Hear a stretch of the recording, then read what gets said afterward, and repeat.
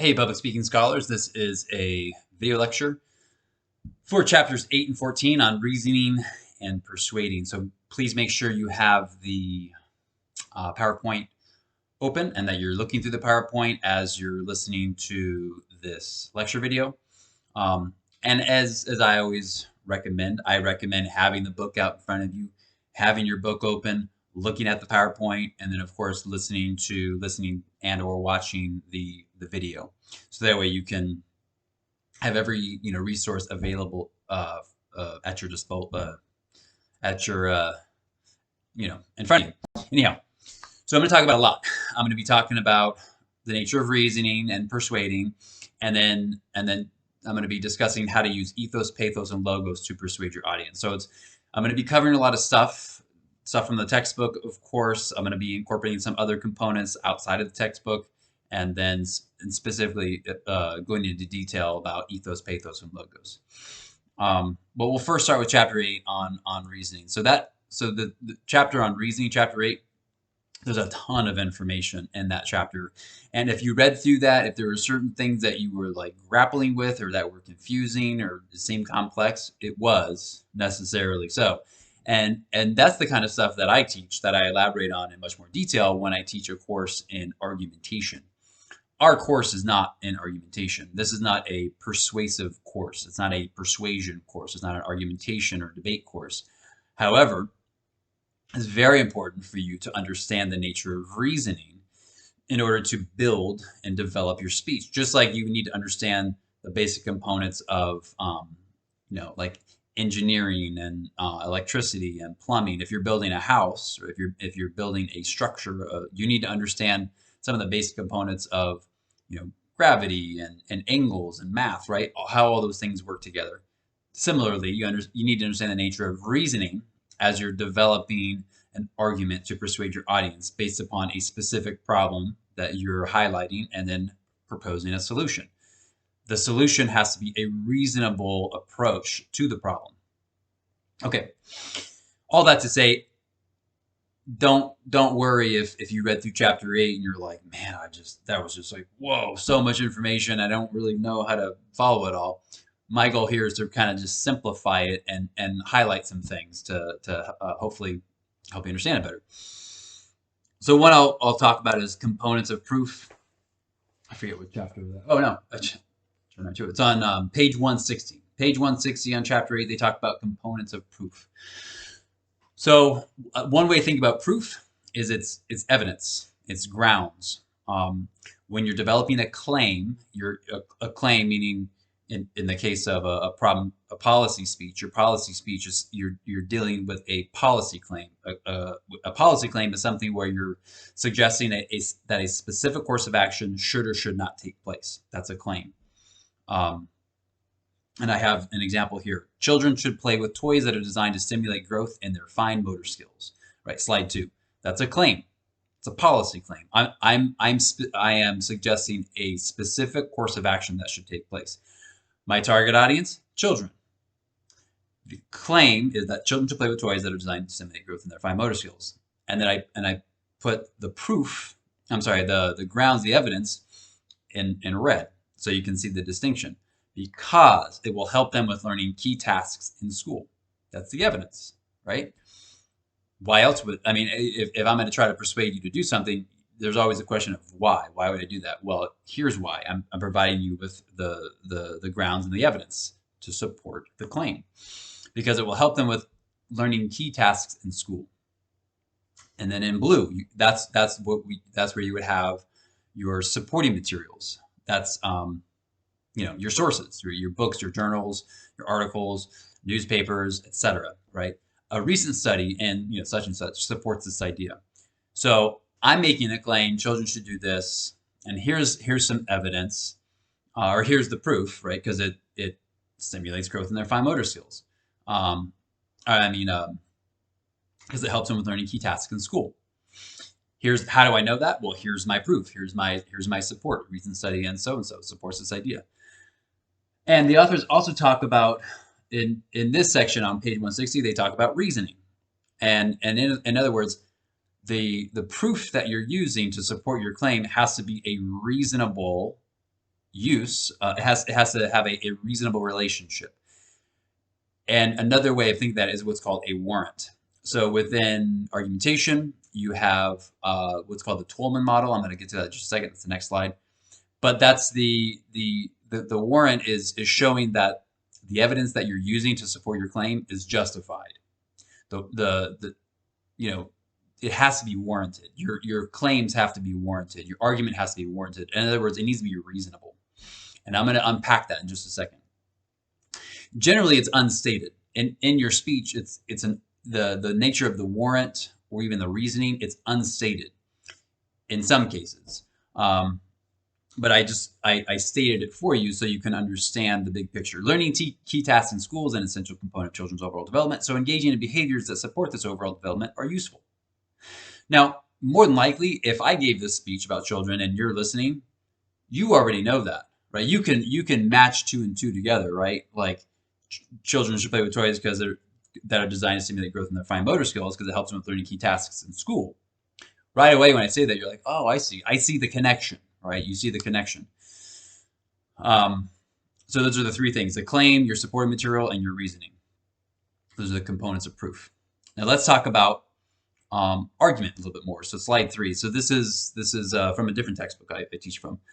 Argument's a form of communication that talks about reason giving. So you're advancing an idea or position through reasoning. You're trying to do something. You're trying to change someone's mind. It's all based on reasons. You should do this. You shouldn't do this. The government should do this. The state should do this. Schools should do this. Well, why?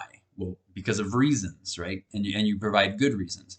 The Tollman model is a very basic model of argumentation where you have three main components: claims, claim, grounds, and warrant. Just like what it different terms, but it's the same idea of what the authors talk about on page 160. They call it a triad. So claim is the conclusion that you want your audience to accept. The grounds are the proof, the evidence, and then the warrant is the reasoning that justifies the leap from the grounds of the claim. So let's look at some examples. Slide 5. Charlotte is an Australian citizen because she was born in Sydney. It's a factual claim. Charlotte is an Australian citizen. That's a factual claim. Why? Because she was born in Sydney. So if you're not familiar with Sydney, Sydney is a city in Australia. And if you're born in a city in Australia, then you're an Australian citizen. That's the warrant. It looks like rain. You better take an umbrella. So another way, the claim is you should take an umbrella because it looks like it's going to rain. That's the evidence. What's the warrant? So if I were in class and I said, hey, what's the warrant there? What's the unstated warrant between when I say you should take an umbrella because it looks like it's going to rain? What's that warrant? The warrant is, well, when it's raining, most people don't want to get wet. And so in order to prevent getting wet, we use umbrellas, right? But I don't need to state that. If you're from planet Earth and you've been in rain before, I don't need to state that. I think Nigel got in a fight. He's sporting a black eye. More than likely, you can connect the two. You can make that inferential leap between the claim and the proof. The claim is, I think he got in a fight. The evidence, he has a black eye. What's the reasoning? What's the warrant? Well, oftentimes when people get in a fight, they get a black eye. Hopefully you get the idea.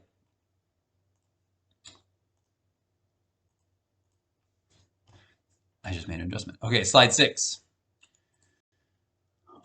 Here's an example of an unwarranted claim. Don't trust Edna because she plays the saxophone. So that's a policy claim. I'm saying you shouldn't trust Edna. Why? Because she plays the saxophone. I'm giving you a reason, and that's evidence, but it's unwarranted and it's not reasonable. It's not reasonable that you shouldn't trust a person because they play a saxophone. That doesn't make sense. There's no sort of logical, theoretical basis for trust and saxophone players. It just doesn't make sense. Even though the person still gave that in that claim, there's still a reason, right? It's just not a good reason, and it doesn't make sense. Don't trust Edna because she embezzled millions of dollars from her previous job.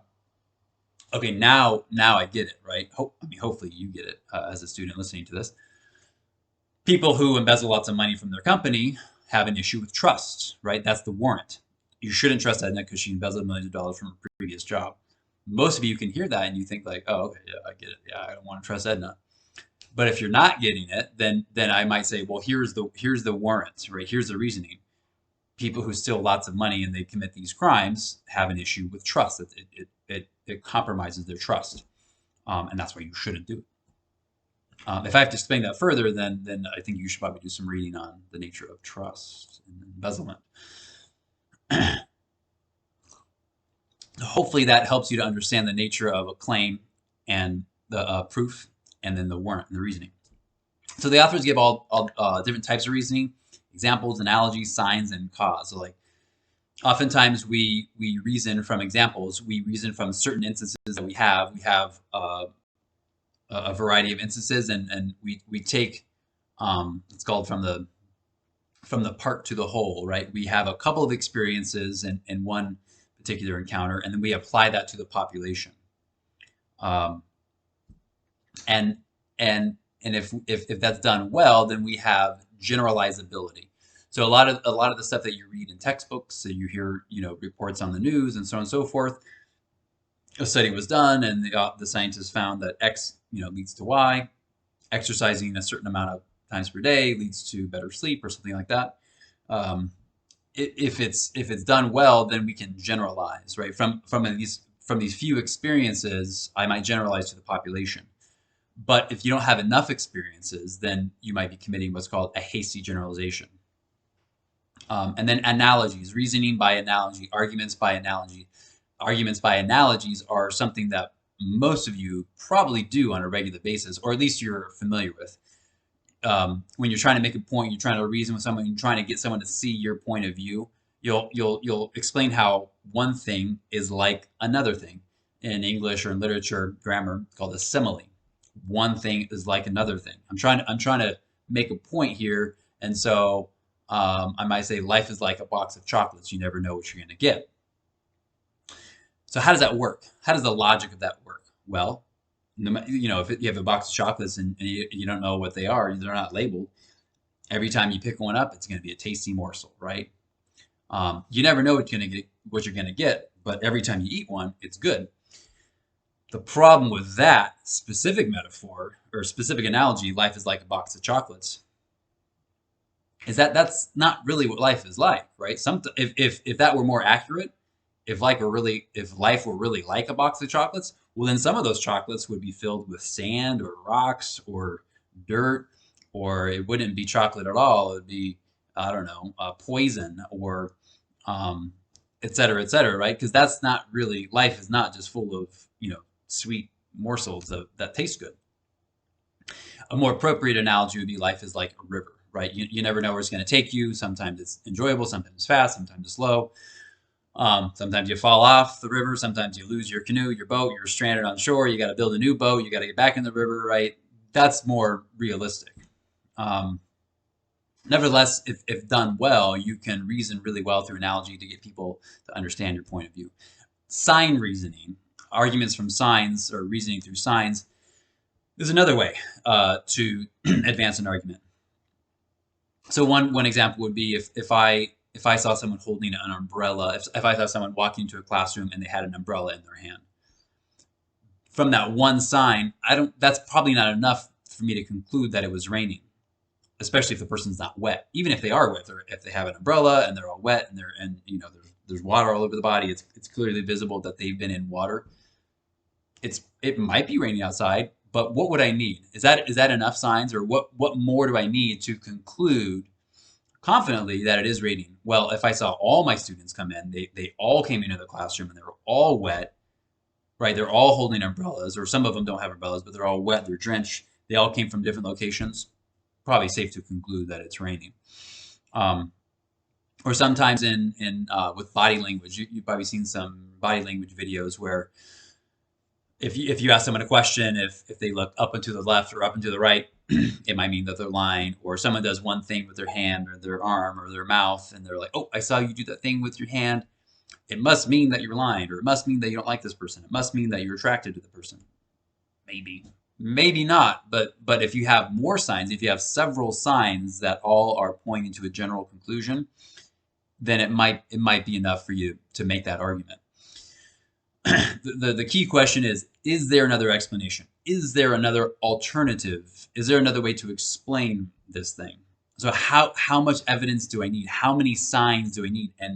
And when I'm looking at each sign, I want to weigh the significance and the quality and the overall impact of each sign as it relates to my argument.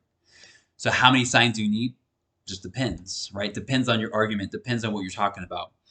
And that's why I have the icebreaker joke. How much does a polar bear weigh? Enough to break the ice. Enough to break the ice. So how many signs do you need? Hopefully you enjoyed that cheesy joke. How many signs do you need before you can confidently claim like that's a good argument or there's a good way to reason? Just depends. Enough to get you to that point of confidence. Enough enough signs that correspond to what the authors talk about in their textbook. And then causation. So you probably heard a lot about causation versus correlation. Like what are the true causes of things? It's hard. It's really hard to ascertain in some cases. So lots of people there are a lot of people who have gone to the doctor and the doctor says you have high cholesterol. They do some blood tests and like you have high cholesterol. So I'm not a medical doctor. However, a lot of people tend to think, well, if I went to the doc says you have high cholesterol, I got to cut out all the foods that have cholesterol in them. Not necessarily, right? Just because you eat foods that are high in cholesterol doesn't mean that you're going to have high cholesterol on a blood test. There's several other contributing factors to having high cholesterol. It could be hereditary, it could be high blood pressure, it could be stress, it could be something that's unrelated to cholesterol found in food. For those of you who are more familiar with this, you could probably speak to it with more accuracy and more detail. So just because you're experiencing one thing doesn't mean that you automatically know the cause of that. So however you're reasoning, you want to be cautious. Slide 9. Whichever type of reasoning you're using, you want to be cautious. Ask some questions. Is it appropriate? Are you committing any fallacies? Is the analogy are the two things so dissimilar that they're not really appropriate? I once was watching I heard a person talk about COVID-19 as a virus and racism as a virus, and the person said, "Well, we ought to be treating racism as COVID-19. We should look at racism as a virus in the same way that we look at COVID-19 as a virus." And I'm thinking, first of all, you're white, and that's a weird thing to say as a white person. And in the context of the video that I was watching, it was a white person and a black person. And they were talking about this issue, and I'm thinking, and as someone who teaches this kind of thing, I'm thinking, okay, you're making an argument using reasoning by analogy, but those two things are so dissimilar. Like treating COVID-19 and racism. I see what you're getting at. You're trying to bring an awareness to something that's really important that's affecting lots of people. But oh my gosh, those things are so dissimilar. So that's not a good argument, right? It's bad reasoning. Just because the person had good intentions, I assume he had good intentions. Bad reasoning. Anyhow, so one example is it appropriate? Are you committing fallacies? If you're using sign reasoning, if you have insufficient signs, then you need more signs. Is it accurate? Is what you're saying in your speech, is the way that you're trying to advance your argument, does it need to be proofread further, or do you need to do more details? Do you need to do more editing to your resources, to your outline, to the way that you're explaining something? Does it help the audience to understand your position better? Is it persuasive? Is there a better way to convey this message? So these are just some thoughts, some ideas to get you thinking about the nature of your argument. And again, like I said, there's so much stuff in there. You want to use that as a toolbox. All the details in chapter 8 and 14, you're using those as tools to build your argument. There's so much information here, and you're just building one small little argument, right? Not that it's insignificant, but it's like one argument versus they're giving you enough tools in here to build hundreds of arguments, right? You're just building one. Okay, let's move on to persuasive speaking. So that's reasoning. And I'll talk more about reasoning as I talk about ethos, pathos, and logos. So the authors provide a variety of goals that you might have as a persuasive speaker. You might be trying to weaken someone's commitment or conversion, specific action, passive agreement. The authors don't have the term passive agreement. You might try to weaken someone's commitment to something. You might try to convert someone. Maybe they don't, your audience doesn't have any sort of a position on something, and you're trying to convert them to start doing something they've never done before. Or maybe they've always used, and I've already talked about some of these in other videos before, so I won't go into too much detail. Maybe you have an audience that always uses water bottles, bottled water, and you're trying to convert them, right? Conversion. I'm going to try to convert all of you bottled water drinkers to be using, refillable water containers. Conversion process, right? Can you go from bottled water to this? I'm trying to convert you, or weaken your commitment to something, or I'm trying to get you to engage in a specific action, like donating blood. Donating blood, a specific action.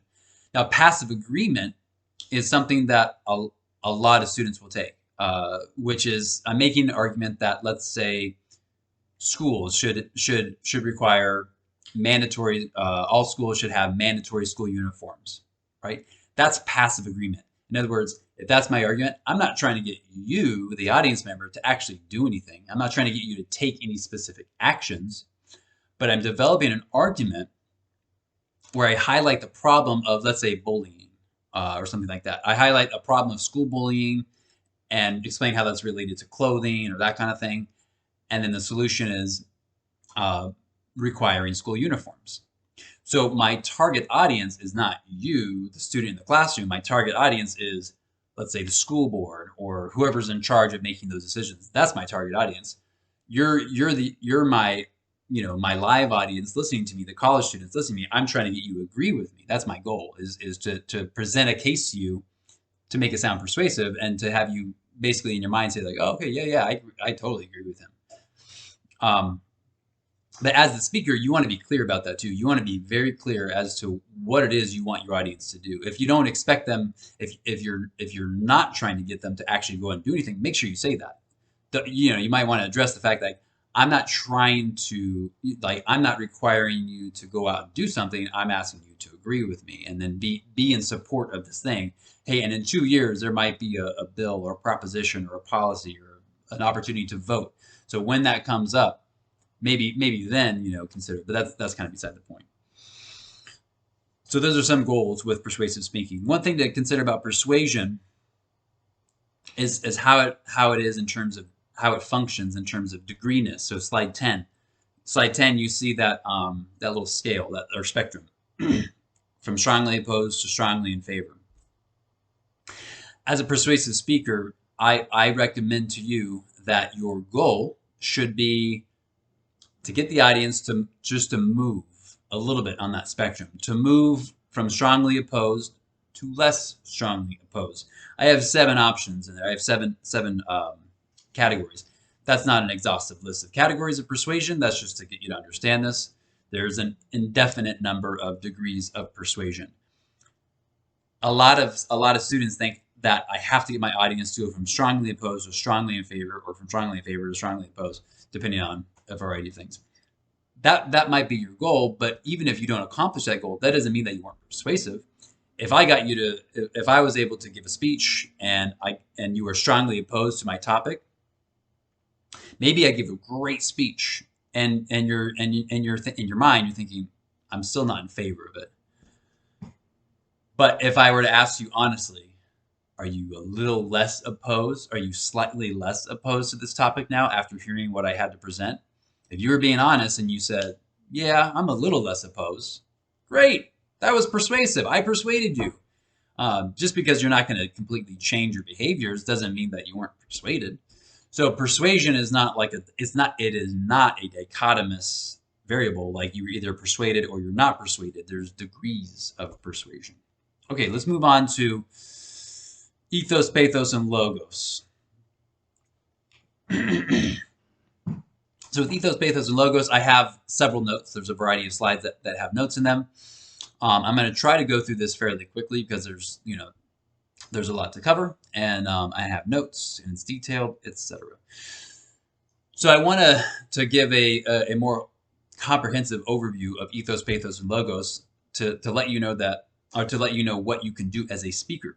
So as a speaker, the following slides and what I'm about to say is how you can strategically and systematically prepare a speech, a presentation, so that your audience will listen to you. Because if you've earned that credibility from your audience, and you're presenting messages that are reasonable, that are honest, that have integrity, that are ethical, that are accurate, etc., the audience is much more likely to listen to you. So ethos is the capacity to influence an audience based on their perceptions and credibility of the character of the speaker in relationship to its own interests and values. So as an audience member, there's all kinds of interests and values that I have, right? So I'm listening to a speaker, and if I listen to a speaker and I perceive that the speaker is sort of tending to and speaking to my own interests and values, if I feel like they're speaking to my interests and values in a positive way, my trust meter goes up quite a bit. I trust that speaker a lot more, because I'm like, man, that's how I feel. That's what I believe in. That's what I support. I can relate to the speaker now.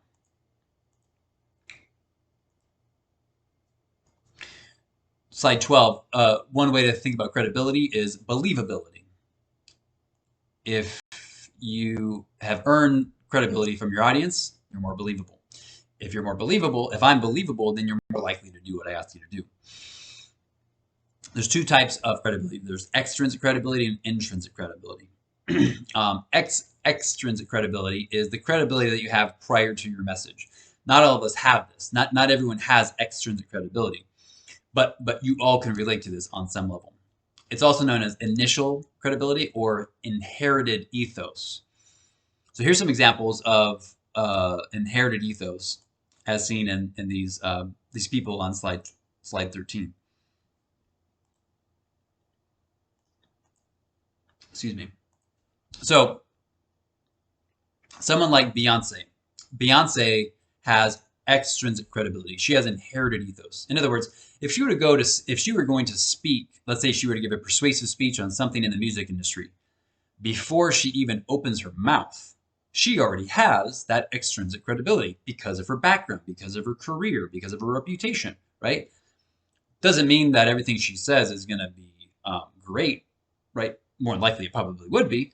But the point is, before she begins her message, the audience is already saying, okay, it's Beyonce. She's going to talk about the music industry. More than likely, it's going to be right. Steven Spielberg, directed over 30 films, Academy Award winner, et cetera, et cetera. If he were to give a persuasive message on something in the film industry, before he begins his message, he already has earned that credibility. The person on the top left, Dr. William Lee, a medical researcher, done a ton of research on all things related to human health, cardiovascular health, cancer, etc. If he were given a TED Talk, hey, if I were to give a 1-minute speech of introduction, if I were to say, hey, let's all welcome William Lee, and then I give his background, his biography, the audience is like, oh my gosh, this guy's done everything. Well, now the audience is thinking, okay, well, he deserves credibility. Now, if you're so that's extrinsic. Now, for most college students, that's not what you're operating on. You're not operating on extrinsic credibility, although you might be, depending on your background. If you're giving a speech on something like baseball, and you can say, I've been playing baseball for 20 years, well, then mention that. But that's not the case for most students. The other kind is called intrinsic credibility, which is produced during your message. That's credibility that's produced during your message. So another way to think about it is it's demonstrated or derived. You have to demonstrate to your audience that you deserve credibility. Remember, credibility is something that the audience gives to you. It's not something that you carry around with you. You don't just have it. A trait that you have could be something like being friendly. Some people are just friendly. I'm just a friendly person. I'm not talking about me. Not that I'm not. But some people are just really friendly or funny. Or there's certain types of personality traits that they just always have. But credibility doesn't really work like that. I have to earn it. You, the audience, have to give it to me. But if you're not an expert on a particular topic, how do you demonstrate your credibility? There's a variety of ways you can do that. dressing well, being organized, speaking with confidence, having good delivery, explaining things appropriately, paying attention to the audience, answering questions, all that kind of stuff, being formal and polite. There's a variety of ways that you can demonstrate that you deserve credibility. And then, of course, very specifically to this speech, for your persuasive speech, is explaining the research and explaining the sources and explaining why the sources are accurate, are good means of supporting the argument, right? Your source citations, you have to have oral source citations. And if you can comment on them a little bit, explaining why this source is so good, hey, that's earning you a lot of credibility. Now you're more believable, right? When you explain to me where you got the information and how everything works together, I'm like, oh, okay, now I get it. You obviously know what you're talking about. You obviously did your homework, so now you're that much more believable. So that's ethos. Pathos is something that persuades by producing an emotional response that makes one thing more favorable to something else. And we've all experienced emotional appeals. Slide 16. They can be persuasive and they can generate all kinds of emotional responses. You might design a message that is intended to produce negative emotions, which leads to dissonance, or you might devise a message that is intended to create positive emotions, which leads to motivation to change. There's a variety of ways you can do that. It's important to understand what emotions are. According to Crick, emotions are what make judgments possible by giving us the motive to prefer one thing over another. That's slide 17. When we're faced with two decisions, right? We're faced with a life situation and we have to make a decision. There's a fork in the road, if you will. Do I go to the left? Or do I go to the right? I sometimes rely on my emotions, right? And sometimes that's good, and sometimes that's not so good. But emotional appeals and a persuasive message can make us experience all kinds of things. So if you're an ethical speaker and I did my homework, I know the right response that I want my audience to take, and it's something that I've created out of integrity, out of perseverance. I've done my homework. I've really thought this through. So I'm going to try to get my audience to experience fear or compassion or pride or anger or guilt in a strategic way, because I want them to see things the way I see things. And one way to do that, accomplish that, is through an emotional appeal, word pictures, using lots of creative language. So if you're a language person and you like using words to get your messages across, this is great, right? Using big words, getting out your thesaurus, or just using the internet, right? This is where it all kind of comes to play. So that's pathos. Logos is referring to the use of rational arguments and evidence to persuade an audience of the reasonableness of one's position. Slide 18. That sounds like review, right? So now we're kind of like reviewing, touching on the stuff from chapters 8 and 14 with reasoning and persuading. This ethos, pathos, and logos approach, this is the sort of Aristotelian approach that's been around for thousands of years, right? This whole concept of ethos, pathos, and logos, these ideas have been around for thousands of years, and this is the way that humans respond to information. This is how humans make decisions. This is how we make good decisions and bad decisions. This is how we, this illustrates the way that we respond to a speaker and how we think about a speaker based upon a variety of factors, like what I've just been talking about.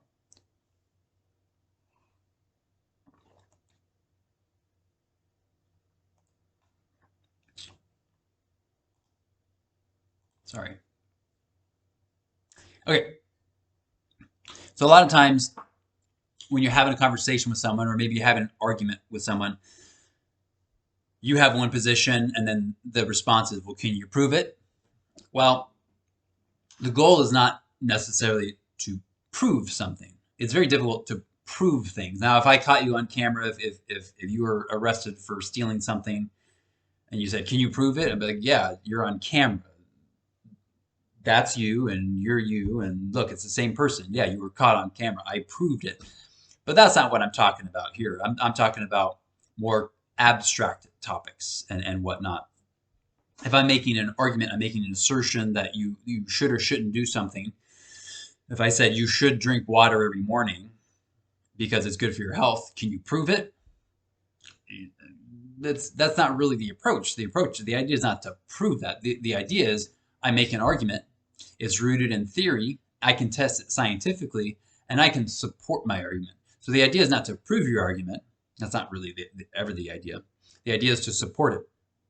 I emphasize this so much because so often I have heard, and you have probably heard too, people say things like, well, recent scientific study proved it. Research proved this. Not really. The scientific method doesn't seek to prove something. The scientific method starts out with the premise that we don't know the answer. And now we're going to test some ideas that we think will lead to the answer. But we develop hypotheses, we test those hypotheses, and then based on the outcomes and results of our tests using specific scientific parameters, we can then support our argument. Maybe our argument is fully supported. Our hypotheses are fully supported, or they're partially supported, or they're not supported at all. So the idea is not to prove something. The idea is to support something. So the question is, what is it? What's your goal then? Your goal is to convince the audience that your argument is reasonable. That's your goal, right? As a persuasive speaker. Slide 19. Your goal is to convince the argument that, hey, to convince the audience that your argument is reasonable. I might not be able to prove it to you in the way that you want me to prove it to you because that's sort of irrelevant. You might not believe me, but here are the facts. Here's the argument. Here's the reasoning I'm using. Here's the evidence. Here's the sources. It's reasonable, right? Here's a problem that exists, and here's a reasonable solution. It's important to know that humans make rational decisions. You can develop your argument based on the premise that as humans, we make rational decisions. We know how to make rational decisions. We've been doing it from a very early age. And even as children know the difference between rational and irrational behavior. I have the photo of the two girls with the tea party, because when you really think about it, having a tea party is completely irrational. There's no tea in there.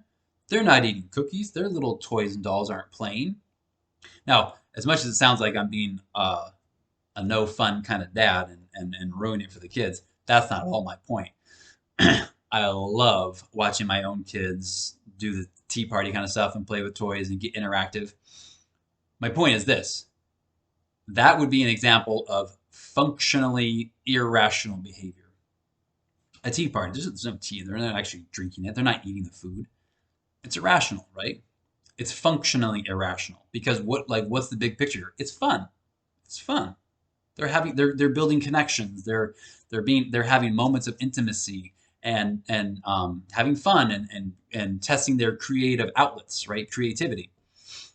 The point is they know that. Kids know that, even at an early age, 2 years old, 3 years old, they know they're not eating actual food. My kids know that. We have all kinds of play food at home. My wife and I have all this play food, and sometimes my kids will make me several different types of play food plates, like a plate of food. What do you want now? And they'll pretend like they're taking my order. Like, what do you want? Oh no, we don't have that. Like, how about spaghetti and meatballs? Oh, okay, I'll get that. Here's spaghetti and meatballs, and I eat it. It's totally functionally irrational, right? So we as humans, we know what rational behavior is. And so if you can present an argument that's reasonable, and I'm being reasonable and rational, then more than likely I'll follow your argument. The audience draws conclusions based on evidence. So that's what you want your audience to do is to draw the conclusion, to reach the conclusion that you want them to reach. But they do that through the process of reasoning, and it's your job to guide us, the audience, to guide us in that process of reasoning. Okay. So slide 22. How do you do that? We've already sort of addressed this. You're using evidence to support your argument. You're gathering information from good sources, journals, newspapers, etc. You're incorporating that into your message. And in this case, it's a speech, but it could also be in a conversation, in informal conversations or formal conversations, or a report, a resume, a cover letter, application to grad school, application for a scholarship. You're making an argument. You're providing evidence as to why you deserve the scholarship, as to why the audience should accept your position on something. And you're using evidence from good sources. What do I mean by that? We'll look at Beyonce, Steven Spielberg, Dr. William Lee. If you're not going to listen to me, I mean, don't take my word for it. Take these people's words for it. And the stronger your evidence, the more credible and believable your argument will be. The audience is more likely to accept your message. The stronger your evidence, the stronger your message, the more likely they are to comply with your requests. So I have this person here, Dr. T. Colin Campbell. He wrote a book called The China Study. He was part of a documentary called Forks Over Knives. I mention this because I deferred my parents, my mom and dad, to this person and to similar persons and similar documentaries that have to do with the association between diet and cancer. Several years ago, my dad had cancer. He had stage 1 prostate cancer. And I had watched a variety of documentaries and arguments and sources about the association between food, diet, and cancer, and how in some cases, people with low levels of cancer, like a stage 1 cancer, stage 1 prostate cancer, it's a very common kind of cancer, and it's one that's easily treatable, especially in its early stages. One method of treatment is changing diet. The other methods of treatment that my dad's doctors recommended to him were either removal or radiation or chemotherapy or something else, I forget. So I said, why not consider this? And I gave him some examples, and my dad said, do you really think that will work? I'm like, well, it's not that I think it's going to work. It doesn't matter what I think. What matters is what the experts think. I'm not an expert on the association between diet and cancer, but T. Colin Campbell is, and this guy is, and this girl is. And I mentioned I gave my parents a lot of sources, and it finally clicked with my dad. It's harder, it's harder for things to click when people are older. Anyhow, it worked, right? So my dad completely changed his diet. Great news, completely changed his diet, and then his cancer went away. Took a while, took like over a year. But one of the doctors, the one who was saying, hey, take your time, don't make a decision right now. One doctor saying, take care of it, let's remove it. Another doctor said, let's do radiation. But one doctor said, hey, take your time. Over time, as my dad changed his diet, he went back to the doctor. The doctor said, hey, you're clear. And the only reason why you're clear is because of the diet. That's what the doctor said.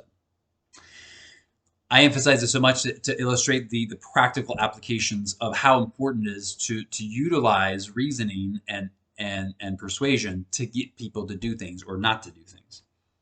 However, be realistic. Slide 25. According to the Gas Insider, people aren't that easy to persuade. Human beings are complex. They can be stubborn, unpredictable, and intractable despite the best efforts of persuaders. Sometimes, no matter what you do, no matter how hard you try to persuade someone, giving the best evidence, the best reasoning, some people just won't budge, right? I'm trying to get my kid to eat something that they don't want to eat. I'm not going to try to force them. I'm not going to actually try to force it in their mouth. I mean, that'd be abusive, right? But if I'm using language and reasoning, it just doesn't matter. I can use incentive. What about a dessert? What about this? It's just, if they're not going to eat it, they're not going to eat it. Why is that? There's an expression that goes, de gustibus non est disputandum. Slide 26. It's a Latin expression, which means in matters of taste, there can be no disputes. I don't know if I've already mentioned this expression before, but here's a reminder if I already did. In matters of taste, there can be no disputes. If your favorite flavor of ice cream is chocolate, you say, chocolate's my favorite. And I say, well, I think pistachio should be your favorite. You might say, I've had pistachio. It's good. But chocolate's my favorite. And I say, well, have you ever had this pistachio? This really good pistachio. It's really expensive, and it's from this it's designer ice cream, and it's made using this process, and it's best ingredients in the world, yada, yada, yada. It's so good. It's $20 for a pint. Taste this. This should be your favorite. This is the best ice cream. You taste the pistachio, and you're like, yeah, it's good. But chocolate's my favorite. There's nothing you can do. Like, chocolate's my favorite. It's always been my favorite. It's probably will always be my favorite.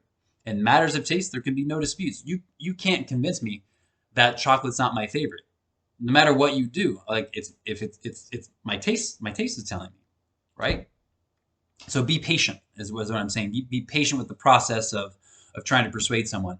For your speech, of course, you're trying to persuade the audience and of course me, but it's not so much that your goal is to persuade me or to persuade your audience. The goal, like I said, is to present an argument that is reasonable. That is the goal.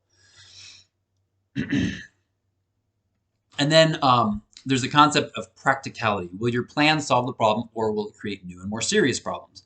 So I have that clip. I have that little photo from it's a still from the Cosby Show. And so this clip, I want you to watch this clip at some point. It's 40 seconds long. So this is an example of realistic persuasion, or I mean, an example of practicality. This is illustrating practicality. Whatever solution that you're presenting, the solution that you're proposing to the problem that you're discussing, it needs to be practical. It needs to be realistic. So if your plan is going to create new and more serious problems, it's not practical, right? That's not a good argument. It's not a good solution. So go back to the drawing board. So this is a really funny clip, in my opinion. I used to watch the Cosby Show all the time when I was a kid. So in this particular episode, Theo, I couldn't think of his name. Theo Huxtable goes to the mall and buys this really expensive shirt, like $100 shirt, which back in the 80s, $100 shirt's really expensive. Even now, it's expensive, right? He buys this name brand designer shirt called a Gordon Gartrell, and he wants to wear it to the dance. He comes home and he's like showing his family, he's showing his sisters, Denise, Vanessa, whatnot. And he's like, look at the shirt I'm going to wear to the dance. And then his sister Denise says, Theo, I can make you that shirt. I've been doing some stuff with sewing. I think she was taking some sewing classes. So Denise convinced him to return the shirt, get the money, and then just spend like 30 or 40 bucks, like $30 on materials. And then she's like, I'll make it for you for free. Like just give me the materials, buy the materials, and I'll make you a shirt. It'll look just as good. You'll be just as happy, and you'll save all that money. She convinced him. And in this scene of the show, you see Vanessa and Denise, they're in her bedroom and they're talking, and Denise knows that Theo is downstairs trying on the shirt, and she knows it doesn't look good, right? She knows it looks horrible, and she's just waiting for that moment when he tries it on. And he tries it on, and he's just like, Denise, like, what do you, like, this is horrible. And so this is in my opinion, a very practical and accurate representation of when good intentions go wrong, right? She had good intentions. She had the credibility. She had the trust with her brother. She gave him good reasons. Hey, give me the money. You save money. You'll look just as good without spending the name on the brand name. But it wasn't practical. Her solution did not solve the problem. Her solution created new problems and more serious problems. Why? She's not an expert designer. She was just starting to learn how to sew. So she's like, oh, I'll do this. It was not practical, right? A better strategy would be, hey, is there someone in our family or someone in our neighborhood who's really good at sewing? Could they make Theo the same shirt for half the cost? Okay, that would be a better solution, but not her, because she was not an expert. So hopefully that makes you laugh and helps you understand the nature of realistic and practical persuasion. Okay, and I have on that one of those last slides, slide 29. Slide 29 it looks like a homework assignment, but it's not. It would be something that, slide 29 is something that I recommend that you do. I highly recommend that you do this to help you understand an example of persuasion that you probably can relate to. Most of you can probably relate to this. It's probably fair to assume that most of you have seen Oscar speeches. Most of you have seen celebrities, musicians, etc., give speeches at award ceremonies. And in this particular speech, it's Joaquin Phoenix's award acceptance speech when he's accepting the Oscar for his role in the film The Joker. It went viral. It was all over the news, right? You may have remembered it. But as I have the link down on the bottom of the slide, but I recommend that you watch this, and as you watch this, be asking yourselves these questions. What's the message of his speech? What is his argument? In your own words, can you articulate his argument in your own words? Who's the target audience? How is credibility exemplified? Is extrinsic credibility exemplified? If so, if so, how is it? Is intrinsic credibility exemplified? How did his speech demonstrate a warrant for credibility? In other words, Did Joaquin Phoenix do things? Was he using language and whatnot to demonstrate that you should believe him? Did he use pathos? How is he generating emotional appeal? Did you experience any emotions? What kinds? And what did it make you think of? What did it make you want to do? And then what about logos? Was it reasonable? Was his solution to certain problems, did they appear reasonable or unreasonable? If they were unreasonable, why do you think they're unreasonable? How would the speech be better? And I said, was it practical? And I say, think of the cows. He talks about the dairy industry and cows, and he alludes to a solution. He kind of plays, in my opinion, he kind of plays it safe. He's in some ways, he's a bit vague on certain areas of his argument and speech, which I think he probably did that on purpose to make it more, less, as I guess, more safe, right? Safer that way. So I recommend that you do this on your own time just to help you understand like how you can take something from our textbook and what I talk about in this PowerPoint, and how you apply that to something you may have seen in, obviously on TV or on the internet, the computer. That was a lot of information about persuading and reasoning and all that kind of stuff. So bottom line, you need to develop an argument. You need to use evidence. I'm not interested in your opinion. I'm interested in the degree to which you've taken other people's opinions and you put them together in a way that makes sense, where you're using proper reasoning to get your message across, talking about a problem, providing a solution. It's got to be practical. You don't have to prove the solution works. You just have to demonstrate that it's practical and reasonable. All right. Hope you're doing well, and take care. Have a great day.